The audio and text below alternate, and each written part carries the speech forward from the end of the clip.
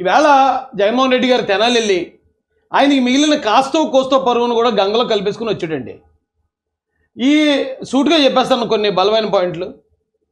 ఇప్పుడు జగన్మోహన్ రెడ్డి గారు తెనాలి వెళ్ళాడు. తెనాలి వెళ్ళి ఆ బాధితులను పరామర్శించడానికి వెళ్ళినాడు. ఏం చేయాలి? బాబు నీకు ఏమైనా దెబ్బలు తగిలాయా, ఎక్కడన్నా ఏమైనా గాయాలయ్యాయా, హాస్పిటల్కి ఏమైనా ఖర్చులు కావాలా, ఏం పర్లేదు నేను నీకు అండగా ఉంటాను అని ధైర్యం చెప్పాలి. కానీ ఈయన ఏం చేశాడు? అక్కడికి వెళ్ళి మా వైసీపీ వాళ్ళ మీద కేసులు పెడుతున్నారు, మా వైసీపీ మినిస్టర్లను అరెస్ట్ చేస్తున్నారు, మా వైసీపీ ఎమ్మెల్యేలు అరెస్ట్ చేస్తున్నారని ఈయన అక్కడ ఏదో సానుభూతి కబుర్లు చెప్పుకుంటున్నాడు అక్కడ ప్రెస్ మీట్ పెట్టి. అదొక దరిద్రం. అంటే ఇక రెండోది, వైసీపీలోనే చాలామంది వ్యతిరేకించారంట. బాబు వెళ్ళొద్దాయా బాబు నువ్వు అక్కడికి, ఆ కుర్రోళ్ళ మీద నేర చరిత్ర ఉంది, అది పోలీసులకి వాళ్ళకి మధ్యలో సమస్య, దాంట్లో రాజకీయం లేనే లేదు, దానిలో రెడ్ బుక్ లేదు, వైట్ బుక్ లేదు, చంద్రబాబు గారు లేరు, లోకేష్ గారు లేరు, ఎల్లకాయ బాబు అని చెప్పిన వెళ్ళాడట. వెళ్తే అక్కడ ఉన్న చాలామంది దళితులు అతన్ని అడ్డుకున్నారండి. జగన్మోహన్ రెడ్డి ఏంటి నీకు ఇలాంటి కర్మ పట్టింది ఏంటి, ఇలాంటి చిన్న చిన్న విషయాల్లో కూడా మాజీ ముఖ్యమంత్రి నువ్వు వచ్చేస్తున్నావు ఏంటని దళితులు తిరగబడ్డారు. అక్కడ పేరుని నాని అయితే తోసిపారేశారు పక్కకి. ఏం దరిద్రం అండి బాబు. సూటిగా పాయింట్ చెప్తారండి. అక్కడ ముగ్గురు కుర్రోళ్ళు, ఇప్పుడు ఏం చెప్పింది మీకు ఈ వీడియోలో చూస్తే తెలిసిపోద్ది. అందులో ఒక ఆయన పేరు దోమా రాకేష్, కరీముల్లా, ఇంకొక ఆయన పేరు ఏదో పేరుంది. అందులో ఒక అబ్బాయి అక్కడో జొమాటోలో పనిచేస్తున్నాడట హైదరాబాద్లో. అప్పుడు ఏదో వాయిదా ఉందని వచ్చాడట పాత కేసులో. అతను వాయిదా ఉందని వచ్చాడని మంగళగిరి నుంచి ఇద్దరు కుర్రాళ్ళు కూడా వచ్చారట. వస్తే కానిస్టేబుల్ మీద తిరగబడ్డారు వీళ్ళు అక్కడ. మరి ఏ కారణం, వాళ్ళు ఏమన్నా మందేశారా, గంజాయి తాగారా, ఏం తాగారా అనేది మనం చూడలేదు కాబట్టి చెప్పలేం. కానీ పోలీస్ కానిస్టేబుల్ మీద తిరగబడి అతను చంపబోయారట. అతను చంపబోతే పాపం వాళ్ళ భార్య ఆవిడ మీడియా ముందుకు వచ్చి కన్నీళ్ళు పెట్టుకుందండి. ఆవిడ దళితురాలు. ఒక పోలీస్ అధికారి మీద హత్యా ప్రయత్నం జరిగితే ఆ పోలీస్ భార్య ఒక దళితురాలు అయ్యుండి ఏడుస్తూ, ఏమైనా మీకు బుద్ధి ఉందా లేదా, ఇలా కుల సంఘాల పేరు చెప్పి ఇలా మా ఆయన్ని చంపడానికి వచ్చిన వాళ్ళకి సపోర్ట్ చేస్తారా మీరు, మీకు అసలు బుద్ధి ఉందా లేదా అని ఒక దళిత మహిళ ఏడుస్తుంది. మరో పక్కన బాధ్యతాయుతమైన పోలీస్ అధికారి అతను డ్యూటీలో ఉన్నప్పుడు అతని మీద దాడి జరిగింది. ఓ పక్కన పోలీస్కి అన్యాయం జరిగింది, మరో పక్కన ఒక దళిత మహిళకి అన్యాయం జరిగితే జగన్మోహన్ రెడ్డి గారు ఎవరిని పరామర్శించాలి వెళ్ళి? అరే బాబు అలా జరిగిందా, కానిస్టేబుల్ గారు మిమ్మల్ని ఎలా ఏమైనా కొట్టారా, అతను చట్టపరంగా అలాంటి వాళ్ళ మీద చర్యలు తీసుకోవాల్సిందే అని మాట్లాడాలి. లేదా ఈ మహిళను పరామర్శించి ఉండాలి. ఒక ఎస్సీ మహిళని ఒక బీసీ యువకుడైన చిరంజీవి అనే కానిస్టేబుల్ పెళ్లి చేసుకున్నాడు. అంటే ఆదర్శవంతమైన వివాహం చేసుకున్నాడు. తనకి తల్లిదండ్రి కూడా లేకపోయినా సరే కంటికి రెప్పలాగా కాపాడుకుంటున్నాడు ఆ మహిళని. అంటే అతని క్యారెక్టర్ ఎంత గొప్పదని అర్థం ఆ పోలీస్ ఆఫీసర్ది. అలాంటి ఆయన్ని చంపబోతే కుర్రోళ్ళు కూడా వదిలేద్దామండి, కొంతమంది కుర్రోళ్ళు అల్లరి చిల్లరి తిరుగుతారు. అది తప్పు చేస్తే మనం పరామర్శించాల్సింది వీళ్ళని. కానీ జగన్ రెడ్డి వెళ్ళి ఎవరిని పరామర్శిస్తున్నాడు?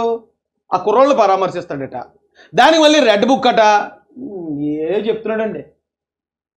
ఇంతకీ ఆ కుర్రోళ్ళ చరిత్రని ఇక వీడియో బయటకు వచ్చింది. ఓ బండి మీద వస్తే ఎవరిని గుద్దారు వాళ్ళు.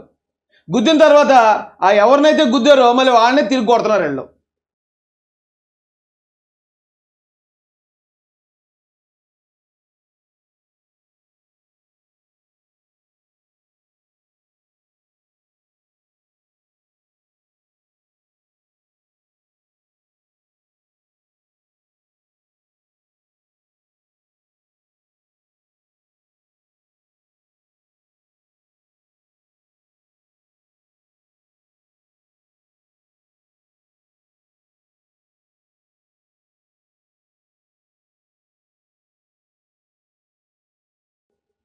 సిగ్నల్ వీక్గా ఉన్నట్టుంది. వీడియో మీరు కూడా చూసే ఉంటారు.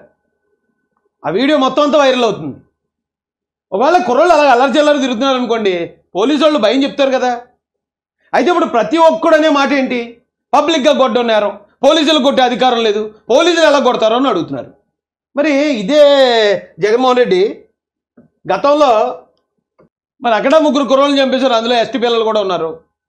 మరి అప్పుడు హ్యాట్స్ ఆఫ్ చెప్పిన జగన్మోహన్ రెడ్డి గారికి మరి ఇక్కడ పోలీసు ఒక కానిస్టేబుల్ మీద హత్యా ప్రయత్నం చేసి నేర చరిత్ర కలిగిన పిల్లల్ని ఒకవేళ గట్టిగా మందలించైనా వాళ్ళని దారిలో పెట్టాలనే ప్రయత్నం మరి ఎందుకు హీరోయిజంలో కనిపించలేదు? మరి ఇదే సినిమాలో విక్రమార్కుడు సినిమాలో రవితేజ గారు చేస్తే చప్పట్లు కొట్టాం కదా మనం జగన్ రెడ్డి గారు. మరి ఇక్కడ ఎందుకు మీరు చప్పట్లు కొట్టరు? అంటే కేసీఆర్ గారు చేస్తే రైటు, ఎందుకంటే ఆయన మీరు దోస్తులు కాబట్టి. ఇక్కడ తెనాలి పోలీసులు చేస్తే మాత్రం అది రాంగు. మళ్ళీ పోలీసులు చేసిందని మళ్ళీ చంద్రబాబు నాయుడు గారు అంటగడతారు. ఏం పద్ధతి అండి ఇది? ఇప్పుడు కొట్టే హక్కు పోలీసులకు లేదంటున్నారు, ఓకే. కొట్టే హక్కు పోలీసులకు లేనప్పుడు చంపే హక్కు కూడా లేదు కదా. మరి చంపినప్పుడు ఎందుకు మీరు అసెంబ్లీలో ఎందుకు హ్యాట్సాప్ చెప్పారు? చంపితే ఎందుకు హ్యాట్సాప్ చెప్పారు? వాళ్ళు నేరం చేశారో లేదు ఇంకా కన్ఫర్మ్ అవ్వలేదు, ఏ సాక్ష్యాధారాలు దొరకలేదు. రెండో రోజు చంప అవతల పారేయాలని అందరూ ఒప్పుకున్నాం, ఓకే. తప్పు చేసినప్పుడు ఈ కోర్టులు వాయిదాలు ఇవన్నీ కూడా చాలా లేట్ అవుతుంది, ఓకే. ఇన్స్టెంట్గా ఇవ్వాలి ఒకసారి. అలాంటి తప్పు చేసే వాళ్ళకి భయం రావాలంటే అలాంటివి జరగాలని కోరుకున్నాం కదా. అక్కడ కూడా పబ్లిక్గానే చంపారు కదా. పోనీ కేసీఆర్ గారు కూడా ఎందుకు? అంతకుముందు 2008లో ఏం జరిగింది?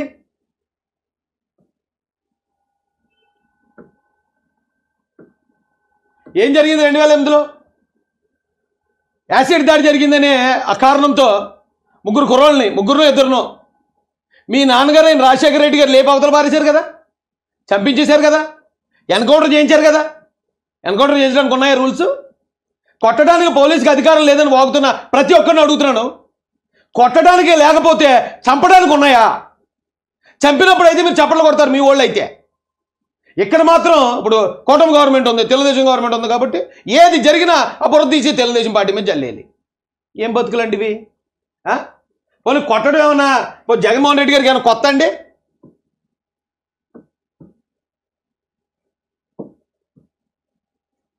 ఈయన మీద ఏమీ కేసులు లేవు, రేప్ కేసులు లేవు, దొంగతనం కేసులు లేవు, గంజాయి కేసులు లేవు, ఏమీ లేవు. కేవలం ఈ రాష్ట్రంలో అన్యాయం జరుగుతుంది, జగన్ రెడ్డి గారు ఏంటి పద్ధతి అని చెప్పి ప్రశ్నించిన కారణంగా ఇక కాళ్ళు మొత్తం కమిలిపోయేలాగా కొట్టించలేదు నువ్వు. కాళ్ళు మొత్తం కమిలిపోయేలాగా, అది పోలీసులతో కాదు, మళ్ళీ పోలీసుల సమక్షంలో, అడిషనల్ డీజీపీల సమక్షంలో ప్రైవేట్ వ్యక్తులను తీసుకొచ్చి గుండ్ల మీద కూర్చోబెట్టి హార్ట్ అటాక్ వచ్చేలాగా చంపేలాగా మీరు ప్లాన్ చేయలేదా? ఏం మాట్లాడతారు జగన్ రెడ్డి గారు మీరు? ఇంకా ఈవేళ మీరు వచ్చి మాట్లాడుతున్నారు. ఆ కుర్రోళ్ళ గొడవలో వాళ్ళ చరిత్ర హిస్టరీ అంతా చూశారు ప్రజలు. ఎవరైతే ఆ కానిస్టేబుల్ గారు భార్య వచ్చి యాడ్ అవటం చూశారు. అరేరా కుర్రోళ్ళు ఇంత ఇదిగా ఉన్నారా? అలాంటి వాళ్ళు పోలీసులు ఇంట్లో తండ్రిలాగా, ఇంట్లో పెద్దన్నలాగా అలా భయం చెప్పడం కరెక్టే అంటుంది ఈరోజు రాష్ట్రం అంతా. కానీ మీరెళ్ళి ఏం చేస్తున్నారు? మీరెళ్ళి వాళ్ళకి సపోర్ట్ చేస్తారా? ఎస్, మేము గంజాయి పెంచాం కాబట్టి, మా గంజాయి ఉత్పత్తులు ఇంకా మేము అమ్ముకోవాలంటే ఇలాంటి వాళ్ళు ఉండాలి కాబట్టి వాళ్ళకి మేము సపోర్ట్ చేస్తామని చెప్తున్నారా మీరు?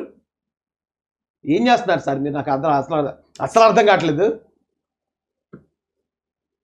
కుర్రోళ్ళ మీద హిస్టరీ ఉందండి. అలాగే నేను ఆ కుర్రోళ్ళు నేను తప్పట్టట్లేదు, ఆవిడ జీవితం ఆడిది. జాన్ విక్టర్ ఇతనిపై మొత్తం 9 కేసులు ఉన్నాయి. వీటిలో అక్రమ మద్యం, దొంగతనం, కిడ్నాప్, ఫోర్జరీ, దాడులు, హత్యా ప్రయత్నం కేసులు ఉన్నాయి. దొంగతనం కేసులు ఉన్నాయి కుర్రోళ్ళ మీద. 379 అనే అది కొడితే ఇగో ఇక్కడ 379 ఐపీసీ ఉంది, 379 3 కేసులు ఉన్నాయి. 2018, 2019లో 406, 420 కేసులు ఉన్నాయి. ఏమండి 2017లో కేసులు ఉన్నాయి. అంతే. ఎందుకంటే 2022లో ఇగో 341, 324, 2022లో ఇదిగో ఇక్కడ చూడండి ఎన్డీపీసీ అంటే ఇది గంజాయి కేసు. అంటే 2022లో మీ ప్రభుత్వం కదా జగన్ రెడ్డి గారు. అంటే మీరు ఒక అమాయకుడిని తప్పుడు గంజాయి కేసులో మీరు ఇరికిచ్చారా? ఈరోజు ఇక్కడ పోలీసులు దండిస్తే అది డైరెక్ట్ చంద్రబాబు నాయుడు గారే చేయించారు, రెడ్ బుక్ చేయించేదని మాట్లాడుతున్నారు మీరు. అయితే మీ ప్రభుత్వ హయాంలో అతని మీద గంజాయి కేసు నమోదైంది. అంటే మీరు అమాయకమైన దళిత యువకుల మీద గంజాయి కేసులు పెట్టి వాళ్ళని జైల్లో పెట్టించారా? చెప్పండి సమాధానం. ఏం మాట్లాడతారా మీరు? నాకు అర్థం కాదు. ఈ కేసులు ఏమైనా పోనీ రాజకీయ ప్రోద్బలంతో పెట్టియా? ఇప్పుడు నా మీద కేసులు పెట్టాడు జగన్ రెడ్డి. ఎప్పుడు 2019 నుంచి ఇప్పుడు 2024 ఈ లోపు, అంటే 5 సంవత్సరాలే ఉంటుంది తప్ప నా మీద కేసులు, అంతకుముందు కేసులు లేవు. ఎప్పుడో 2006లో అప్పుడెప్పుడో నా వయసులో యుక్త వయసులో చిన్న గొడవలు ఆ కేసులు తప్ప 2006 నుంచి మళ్ళీ 2019 మా జగన్మోహన్ రెడ్డి గారిని మేము గెలిపించుకునేదాకా మా మీద కేసులు లేవు. 2019 నుంచి 24 మధ్యలో దాదాపు 30 కేసులు పెట్టాడు నా మీద. అవి రాజకీయంగా పెట్టే కేసులు, చిన్న కేసులు. ధర్నా చేశానని, పోలీసు విధులకు ఆటంకం కలిగించానని, మరొకటి ఇలాంటివి పెట్టారు. కానీ ఏంటి దొంగతనం కేసులు, గంజాయి కేసులు, అటెంప్ట్ టు మర్డర్ కేసులు. అంటే ఆ కుర్రోళ్ళు అదుపు తప్పున్నారు. ఆ యుక్త వయసులో ఆ కుర్రోళ్ళు తప్పుడు దారిలో వెళ్తున్నారు. దారిలో పెట్టాలి కదా అండి, భయం చెప్పాలి కదా అండి. ఏమండి ఇది ఒక ఆయన చరిత్ర. అయితే ఇక దోమా రాకేష్ గారు యువత వేధింపులు, కిడ్నాప్, దొంగతనం, దాడుల కేసులు. ఈయన మీద కూడా ఇక 324 ఉన్నాయి, 324 ఉంది. ఇక్కడ 307 కేసు ఉంది ఈయన మీద. 307 అంటే అటెంప్ట్ టు మర్డర్ కేసు ఉంది. 307 ఎక్కడుంది చూడండి, క్రైమ్ నెంబర్ 321/2021. అంటే 2021 అంటే మీ గవర్నమెంటే జగన్ రెడ్డి గారు. మీ గవర్నమెంట్లో ఇప్పుడు దోమ రాకేష్ అనే కుర్రాడు చాలా మంచి పిల్లడు అని చెప్తున్నారు. అంత మంచి పిల్లడు మీద తప్పుడు అటెంప్ట్ మర్డర్ కేసు పెట్టారా మీరు? తప్పుడు అటెంప్ట్ మర్డర్ కేసు పెట్టి ఆ దళిత యువకుడిని జైలుకి పంపించారా మీరు? అంటే ఏం చెప్తారా మీరు? వైసీపీ వాళ్ళు వేళ పొలోమని గుడ్లు చెప్పేసుకుంటున్న వాళ్ళు ఏం చెప్తారా దీనికి సమాధానాల్లో? 2022లో అతని మీద కేసులు ఉన్నాయి, 21లో పెట్టారు, 23లో పెట్టారు, ఇది 24లో పెట్టారు. మీ ప్రభుత్వ హయాంలో కేసులు తప్పుడు కేసులు ఇరికించారా అమాయకమైన కుర్రాళ్ళని? అయితే వాళ్ళు అమాయకులు అంటే కనుక మీరు తప్పుడు కేసుల్లో ఇరికించిన తప్పుడు నా కొడుకులను ఒప్పుకోండి వైసీపీ